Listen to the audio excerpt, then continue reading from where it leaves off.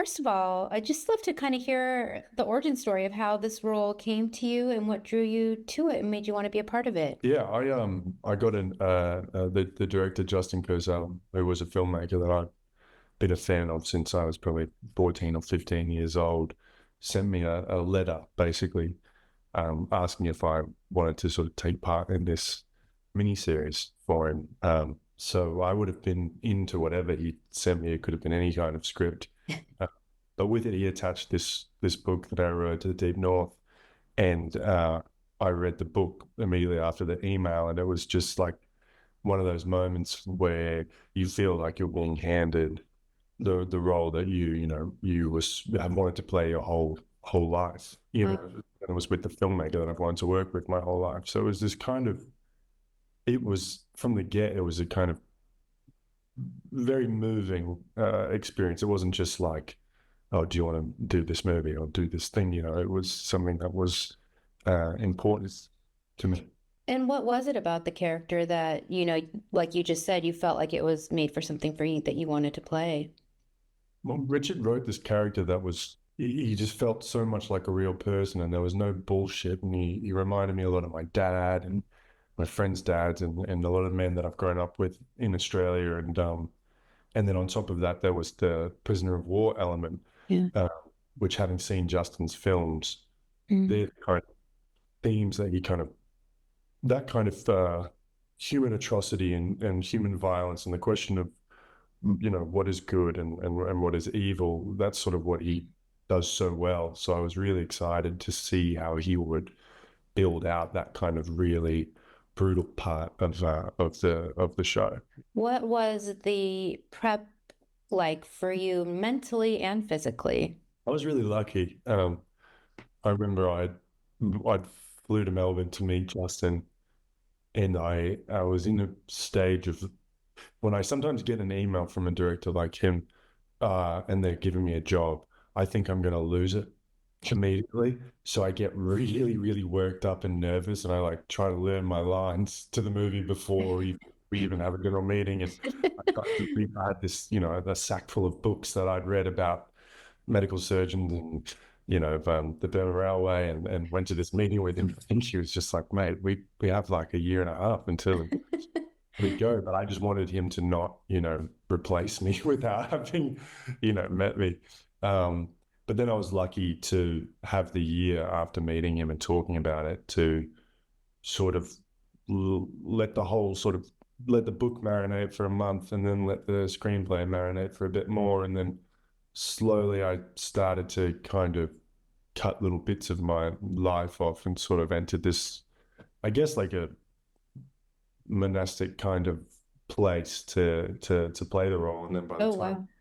by the time I got to Justin, I had all this reading, all these ideas, and I had all these things written down, and he was like, "Forget your books. Like you have to, you have to, you have to be true here. Like we're going to war. Like we have to do this thing."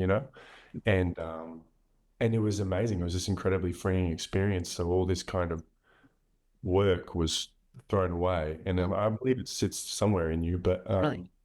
and then Justin provided the kind of this set, which was like a live theater experience. It was like you had no choice but to be real, because from the moment you kind of came out of hair and makeup in your costume, we were marched to the set, and as a unit. And then when we got there, the guards were already there before us, always in costume and in character, and Oh, something wow. was happening on every corner of the set. And he'd do these long, elaborate 20-minute takes where he would just roam with a single camera or two cameras, and he'd sort of yell at you to go over to that part of the camp or go to this part of the camp. So you never really got to drop out of it, Mm. which as a performer is like, it's the greatest thing you can ask for. Definitely. And what about the physicality of playing a prisoner of war? Yeah. So I'd spent a little bit of time just kind of losing weight early on, just to get to a place that felt sort of more period or something like that. Yeah. And then I was lucky, I got to shoot almost chronologically. So I shot The Summer of Love with Amy and Ella, and with Des and Liv, and then we had a 6-week break Yeah. when Justin and shot the 80s portion of the show, and we had a 6 week like prisoner boot camp basically, Oh my gosh. where we were sort of watched over by nutritionists and trainers and things, and then Oh wow. to try and get to a place where we felt like because there's a certain respect that you have to pay to these men and what they went through, and none of us wanted to come and do the movie version of the experience, even though at the end of the day that's what it's always going to be. um, we wanted to make sure that it was kind of as real and honest as possible. When you get to the camps, and there's something that happens when you're hungry, you're kind of, all the extra things that you have in your day-to-day life that you worry about, they all sort of start to strip away, and all you can think about are the men that are in front of you, and if they're going to be okay, and where your next sort of meal is coming from. So something happened in the weight loss process that brings on the immediacy of the camps, I think. And all those boys, like, 20 something young men, put like their lives on hold for months, and shredded their weight for it. So I'm incredibly proud of all of them.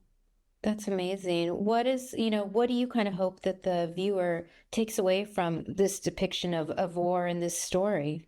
Well, I think the show says a lot about the endurance of love, and not even a physical immediate love, but more the kind of the ghost of love, or an unrequited love, or a Mhm.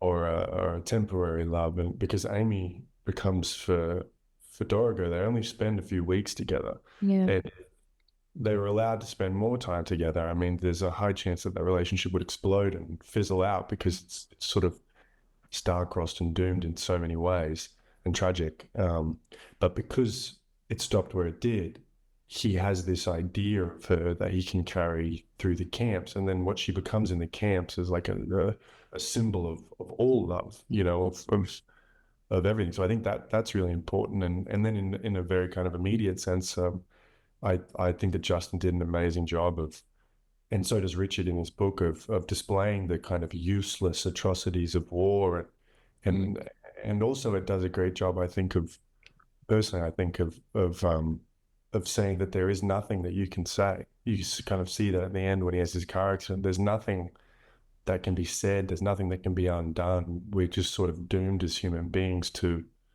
continue and keep sort of committing the same atrocities Yeah. uh, on each other. And for me personally, the only way that I can conceptualize that, or try to understand it, or move toward not being that way, is by making art. And I Mhm. think that's how we've always responded as human beings at our core to these kind of events in human history. I think art is kind of the most beautiful and universal thing that can come out of these atrocities. Definitely. What was it like for you personally to do an Australian production? It was great. It was great. It was something I've wanted to do for a really long time. And then it also kind of made me mad at all my friends who are American actors, because I realized they were just using their own voices the whole time. It was the dawning of, I was like, oh, you're not doing an accent when we act. That's crazy. Just the kind of immediacy of just your lines coming out of your mouth, not having to go through like a toll road to get there. It was a relief. And given such the intense material, how did your co-stars, how did you guys kind of support each other through the filming process, perhaps lighten the mood when needed, those kind of things? Well, it was definitely a little bit tricky when we were hungry, because everyone was a different sort of version of themselves. But Right. the interesting thing is, in all the material and every kind of in old letters that I bought this book on eBay, and it's called Behind Bamboo. And inside this particular copy of Behind Bamboo, there was an old yellow falling apart letter, and it had a note written on it that was like to somebody that was on the railway.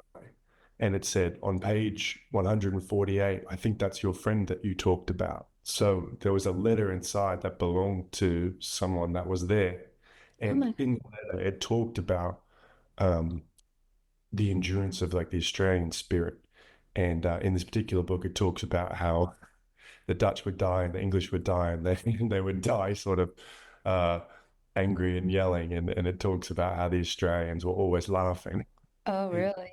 Right, yeah, the camaraderie. I'm sure that's not true. I'm sure this book Right, was right. written by an Australian, and it's a generalization. And the Dutch were not, or the English, but it talks particularly about the courage of the Australian spirit and the Australian sense of humor, and I Oh, think that ties into this thing that we have called mateship, um, which is, I think, inherent to Australians, and it's something that's really, really important to me. Is this ability to say she'll be all right, it'll be okay, mm-hmm. and to hear that then and to see it and to know it in myself is it's an interesting thing.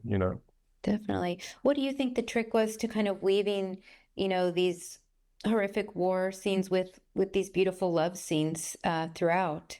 And I think that's a testament to Justin. And he did such an incredible job of composing memory in a way that is in the way that memory kind of comes to us. It's not often honest. It's not often the way it happened, but it's a feeling about the way that it happened, and something that you don't remember, immediately comes in and affects another memory. And I think he does this wonderful job, especially with Jed, his brother, Jed Cazale's score, the Mm. waves washing in, and then the birds coming in on the wave, and then you realize you're back in the jungle, but it's the same as when you're at home. It's got this kind of there's an endurance to it, and I mean that's all Justin, because that's the way that he put it together. So what's the first thing you ate once shooting wrapped? Did you treat yourself to a big meal? I did. I had Sushi Train, which is this it's a train of sushi in Australia, but they do like fried chicken in sushi.